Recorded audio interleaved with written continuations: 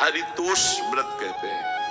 भगवान की प्रसन्नता के लिए, हरिजू की प्रसन्नता के लिए एकादशी व्रत रहा जाता है। प्रायः समस्त वैष्णव जन रहते हैं। जो रसिक जन प्रियाजू के चरणों के अनन्य हैं, उनका एक ही व्रत है, श्यामा श्याम की आठों पहर उपासना करते हुए अपने मन वृत्ति को श्यामा श्याम में समर्पित करना। यहाँ ज्ञान ध्यान व्रत कर्म जीते सब काहो में नहीं मोहि प्रतीति, रसिक अनन्य निशान बजायो एक श्याम श्यामा पद प्रीति। पर जो एकादशी व्रत रहते हैं परम धन्य है, वो हरितोष व्रत है। अब एकादशी व्रत का नियम क्या है और कैसे एकादशी व्रत का फल मिलता है, कई बार चर्चा हुई। बहुत सुंदर तस्मात् शास्त्रम प्रमाणम थे, शास्त्र प्रमाण के अनुसार श्री सनातन मुनि बोल रहे हैं, अथ ते नियमान वच्मि व्रते ह्रस्मिन् दिनत्रये, कास्यं मानुषं मसूरान्नं चणकान्को द्रवास्तथा, शाकं मधुपरान्नं च पुनर्भोजन मैथुने, दशम्याम दश वस्तूनि वर्जयेत वैष्णवः सदा। जिसे एकादशी रहनी हो और एकादशी का फल प्राप्त करना हो, उसको ये नियम पालन करना चाहिए। अथ ते नियमान वच्मि व्रते ह्रस्मिन् दिनत्रये, उसको 3 दिन, एक तो दशमी और एक द्वादशी और फिर बीच में एकादशी, उसको 3 दिन संयम में रहना होता है, तब बीच की एकादशी का उसे फल प्राप्त होता है। जिसे एकादशी व्रत रहना हो, उसका नियम है कि दशमी के दिन कांसे के पात्र का त्याग करे। वैष्णव सिद्धांत है कि कभी जिसमें मांस बना उस रसोई का भोजन न ग्रहण करे। मसूर की दाल, चना की दाल, कोदो और कोई भी शाक, शहद, दूसरों का अन्न, दोबारा भोजन और मैथुन, ये दशमी के दिन त्याग दे। एक बार दशमी के दिन भोजन करे 24 घंटे में, क्योंकि एकादशी रहना है। कांसे का पात्र, जिस रसोई में मांस बना उसके भोजन का त्याग, मसूर की दाल, चना, कोदो, शाक, मधु अर्थात शहद और दूसरे के द्वारा दिया हुआ भोजन और दोबारा भोजन और मैथुन क्रिया, इनका दशमी के दिन कभी भी प्रयोग न करें। इन 10 वस्तुओं से वैष्णव दूर रहे दशमी के दिन। फिर एकादशी के व्रत में, ये पीछे तो हम वर्णन कर ही चुके हैं, कहीं नहीं आया यहाँ कुटू का कचौड़ी पकौड़ी और सिंघाड़ा का हलवा और सावा, ये दुनिया के खीर और सब। एकादशी के दिन किसी भी तरह की गेम आदि क्रीड़ा ना खेले। जैसे अब आज व्रत है तो बैठे हैं अपना मोबाइल में गेम खेल रहे हैं, ऐसा कोई भी क्रीड़ा नहीं, द्वित क्रीड़ा, किसी भी तरह का गेम, ये सब खेल नहीं। द्वित क्रीड़ाम च निद्राम च तांबूलम दंत धावनम परापवादम पैशून्यम स्तेयम हिंसाम तथा रतिम कोपम हृतवाक्यम च एकादश्याम विवर्जयेत्। एकादशी के दिन उपासक को चाहिए कि वो किसी भी तरह की क्रीड़ा मनोरंजन बिल्कुल नहीं। चनिद्राम, नींद नहीं लेनी उसको, न दिन में न रात में, एकादशी व्रत। और प्रायः पुराने महापुरुषों ने ऐसा किया है। रामदास जी डाकोर के रात में जाते थे, रणछोड़ भगवान के यहाँ कीर्तन करते थे जाकर, तभी तो भगवान उनके कीर्तन पर, उनकी भक्ति पर रीझ कर गाड़ी में बैठकर उनके साथ आए थे। पूरी रात जगकर कीर्तन करना, दिन में तो सोना ही निषेध है। द्वित क्रीड़ाम च निद्राम च तांबूलम, पान खाना निषेध है एकादशी को, बिल्कुल नहीं, जो व्रत रह रहे। और दंत धावनम, वृक्ष से तोड़कर जो दतून की जाती एकादशी के दिन है। परापवादम, दूसरे की निंदा करना, चर्चा करना नहीं, अर्थात अधिकतर मौन व्रत धारण करे एकादशी के दिन। पैशून्यम, चुगली करना, स्तेयम, कोई चोरी करना, हिंसाम, वाणी से, शरीर से, मन से किसी को दुख पहुंचाना, रतिम अर्थात भोग करना, मैथुन करना, कोपम, किसी के ऊपर गुस्सा करना, अनत वाक्यम, झूठ बोलना, एकादश्याम विवर्जयेत, एकादशी के दिन ये नहीं करना चाहिए। एकादशी को एक बार कुछ फलाहार शुद्ध,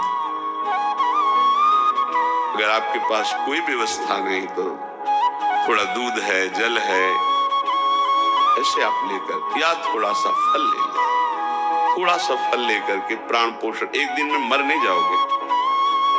कितने तो निर्जला एकादशी रहते हैं, हर एकादशी निर्जला। पूज्य श्री मथुरा दास जी निर्जला ही रहते थे हर एकादशी। चलो भैया, आपकी सामर्थ्य नहीं तो जल 2-4 बार ले लो, एक बार थोड़ा सा दूध और फल ले लो, चल जाएगा काम, प्राणों का पोषण हो जाएगा। ये आचरण न करे और एक बार कुछ आहार ले ले, वो भी शुद्ध भगवद अर्पित प्रसाद। फिर द्वादशी को काश्यम, मांसम, सुराम, छौद्रम, तैलम, वितथ भाषणम, व्यायामम च प्रवासम च पुनर्भोजन मैथुने, अस्पृश्य स्पर्श मासूरे द्वादश्याम द्वादश त्यजेत। कांस के पात्र में द्वादशी को भी भोजन न पावे, जिस रसोई में मांस बनाओ उसमें आहार न ले, किसी भी तरह का नशा द्वादशी को न करे, शहद न पाए, तेल के बने पदार्थ न पाए, मिथ्या भाषण न करे और बहुत शरीर का व्यायाम न करे, बहुत थकावट वाले कार्य न करे, दोबारा भोजन न करे, एक बार द्वादशी को भी भोजन पवित्र। मैथुन न करे, जिसका स्पर्श नहीं किया जाता है ऐसे पदार्थों का स्पर्श न करे, और मसूर की दाल न खाए। द्वादशी को जो इन नियमों का पालन करता है, दशमी द्वादशी ऐसे और एकादशी ऐसे, तब उसे एकादशी व्रत का फल प्राप्त होता है। जो इस पद्धति से ये जो मनमानी है सब नहीं, हर पदार्थ मिल जाएगा आपको फलाहार में, हर पदार्थ हमको बताया गया कि आपको जो चाहो सब पदार्थ फलाहार का। अरे भाई, हरितोष व्रत है तो हरि प्रसन्नता के लिए एक दिन भूखे रहने बहुत आनंद आता है। पहले भगवत कृपा से ऐसी गंगा जल पी करके कुछ दिन, फिर कभी कभी निर्जला एकादशी का भी आनंद। बड़े संन्यास मार्ग में थे तो बड़े संयम से सब शास्त्रीय पद्धतियों का निर्वाह होता था।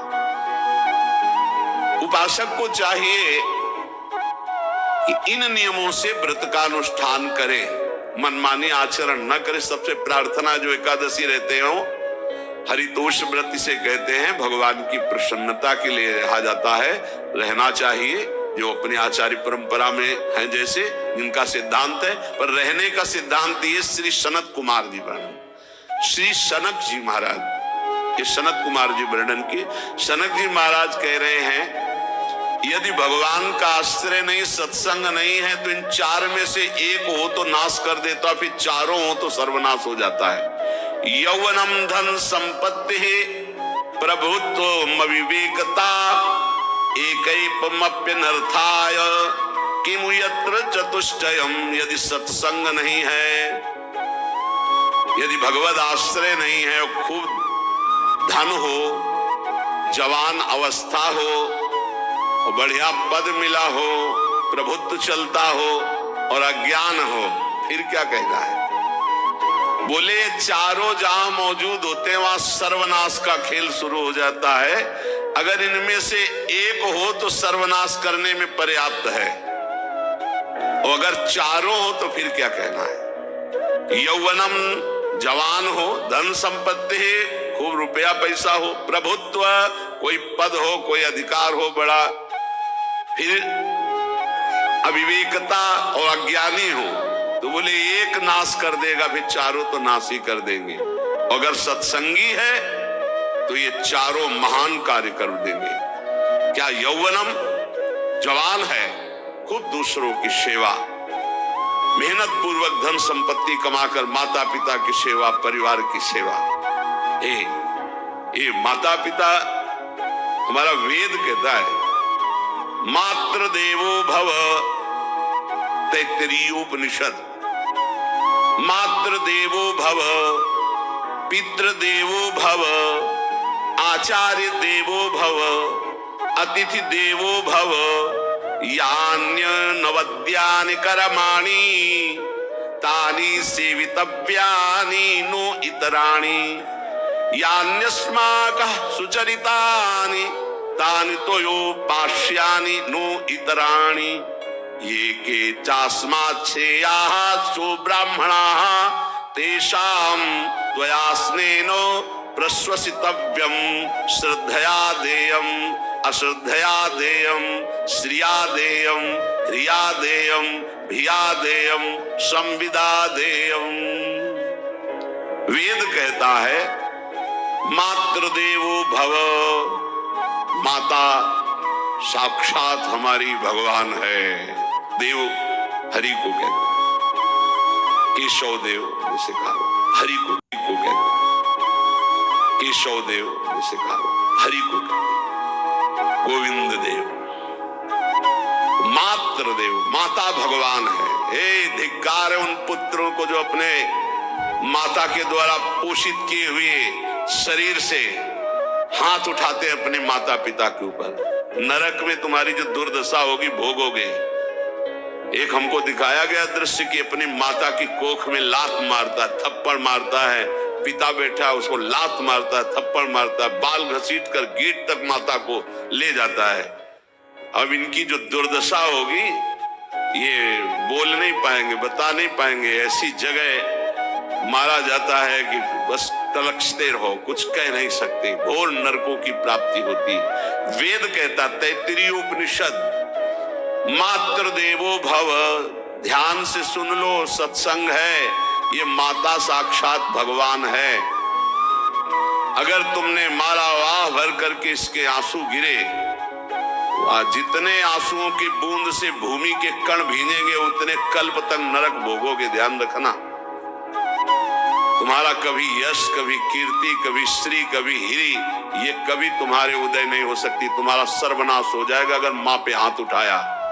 पितृदेवो भव, पिता साक्षात भगवान है। देखो भगवान अवतरित हुए तो प्रात काल उठी कै रघुनाथा, मातु पिता गुरु नावहि माथा। आचार्य देवो भव, माता साक्षात भगवान है, पिता साक्षात भगवान है, आचार्य गुरुदेव साक्षात भगवान है।